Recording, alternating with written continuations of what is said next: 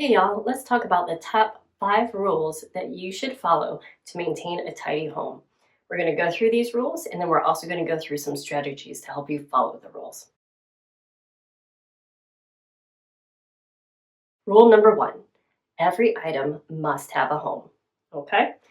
A home can be anything from bins to hampers to drawers to shelves to drop zones to key hooks. It literally can be anything. It is just the designated spot where something should live.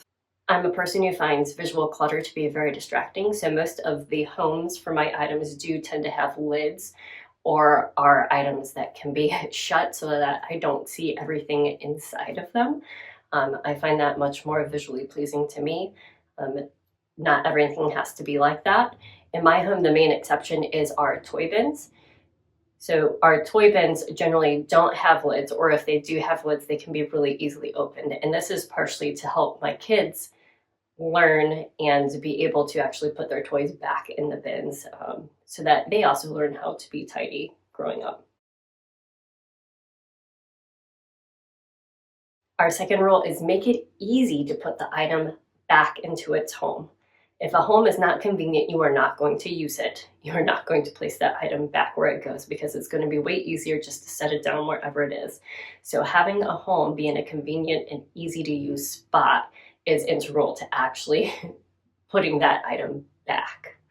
All right, so like I just said with the toy bins, a lot of those are open so that it's easy for them just to throw the toys into the bin.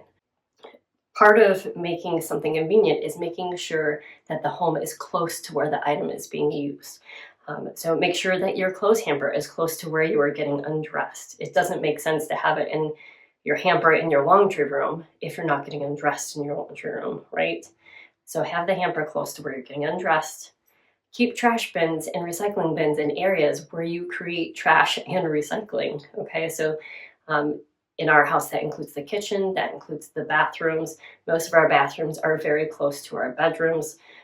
So we tend not to have trash bins in the bedrooms because those are rooms where we don't generally make trash. Okay, but make sure that it's very easy to put the trash in the bins so that you're not setting it down. Make sure that your bins or your shelving is convenient for putting your toys and your books away.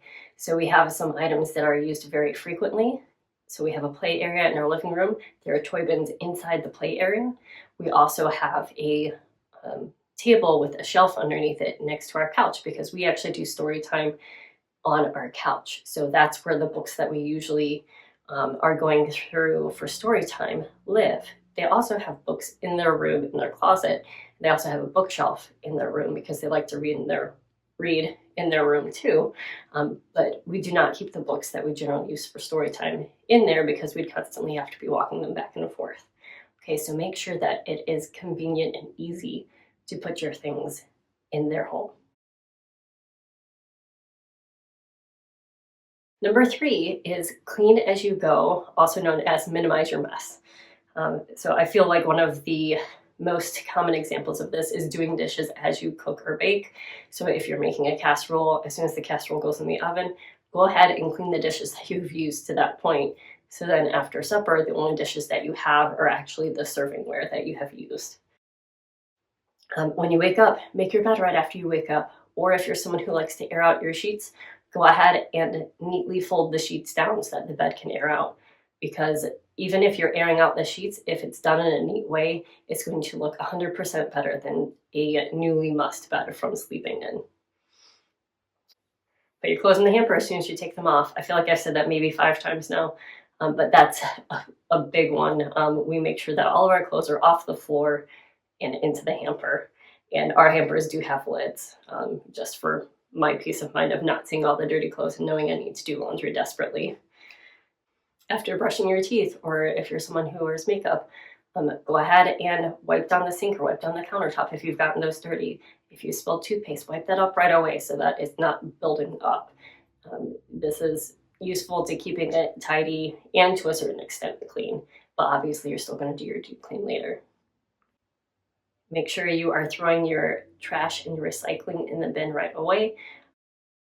I find paper clutter accumulates very easily. We actually end up checking our mail on the way in from our evening walk. So a lot of times the junk mail doesn't even make it into our house. We have a dog, so we generally need to visit the trash bin to get rid of the little presents our dog leaves us on our walk. And so usually at that point, we just chuck any junk mail that isn't sensitive into our recycle bin outside. So just go ahead and do those things right away. If you know that you're not going to use them, if you know that it's trash, just toss it right away.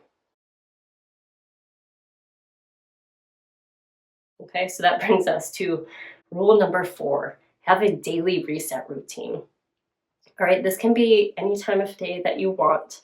I generally do this in the evenings and before bed, and I will tell you a few of the things that I do during my daily reset. A daily reset is very personalized to each family because every family needs different things done. Your space is different. Number of kids you have is different, whether you have kids or not. Maybe you have pets, maybe you don't. So this is something that you need to personalize for yourself. So I'm going to go through my very quick list of what I do, and I tend to do in the evenings and at bedtime.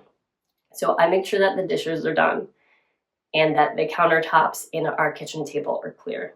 So this is just so that when I wake up in the morning, we can make and eat breakfast without having to clean something first. So that's the first thing I do. The second thing that I do is make sure that the floors are clear. This is usually picking up toys and books and either putting them in the bins or on the shelves. Things just, get played with, and this is just the daily time that I go through it and I make sure it's all picked up. So that's what I do for my daily reset. I do have a video coming up where I will go through how to create your own daily reset so that it meets your needs. So make sure you watch for that video. It should be coming out in the next month. If you don't want to miss that, please go ahead and like this video and subscribe and make sure you hit the notification bell so that you see it when it does post. The final rule, number 5, is regularly declutter your house. Okay, so this is just going through your items, reviewing and getting rid of the things that you do not need so that you do not outgrow the space you have. So rule number 1 and number 2, making sure every item has a home and then making sure that it's convenient for that item to be placed into its home. Those are pretty impossible to do if you simply have too many items for the amount of space that you have, because the space where you need an item to live is taken up by stuff that you're not using, okay? Or stuff that it has a home, but its home is too full with other stuff that you don't need. So there are a couple strategies we can use to do this. A lot of people like the 1 in, 1 out rule. I like this for some things. So like, say I have a broken spatula that I need to replace. I'm going to get rid of the broken spatula when I get a new spatula, because why keep something that's broken? Like, I'm replacing it, right? But there are a lot of instances where this rule just doesn't make sense. So one is when we had my daughter, who is my first child, we didn't have anything that we needed for her. We needed a crib, we needed a mattress, we needed a changing table. These were things that we needed that we didn't have. So we weren't necessarily getting rid of other items just because we were getting new items. It just didn't make sense in that instance. Or after I had my son, my second child, I no longer fit in my previous work clothes that I was able to get into after I had my daughter.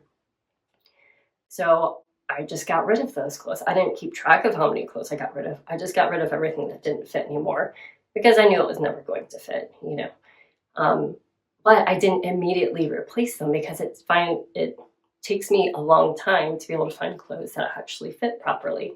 And I'm at an age where if it doesn't fit properly and it's not comfortable, I'm simply not going to buy it. I'd rather do without. But I wasn't keeping track of, I had 5 pairs of work pants before. No, I'm just going to buy the number of work pants that I need to fit my new life. Maybe it's more, maybe it's less. If it's more, maybe it's because I don't want to do laundry as much. It's just whatever works for us. So those are a couple instances where I feel like that rule is too rigid to really fit the circumstances. So we need to have a little bit of nuance and a little bit of finesse when we're using these different strategies. So to kind of make up for not always following the 1 in, 1 out rule, I do a seasonal declutter. Okay, and that's just going through, I like doing it seasonally because I feel like there's a switch over that happens anyway. You know, we're switching out the little bit of decorating that we do for each season, or we're switching out the kind of clothes that we mostly wear. Or, you know, in the winter, we tend to make more casseroles and heavier dishes rather than like salads and that sort of thing. So you're just using different things seasonally. So I like to go through and get rid of the things that are either broken or worn out. We just trash those. Or if they have some life in them, but we're just not using them or we have outgrown them, go ahead and passing those on to people who can use them. All right, so those are the top 5 rules to follow to maintain a tidy home. I hope that information is useful for you. Go ahead and drop down in the comments below and let me know what you do to maintain your tidy home. I'll see you next time. Thanks, y'all. Bye.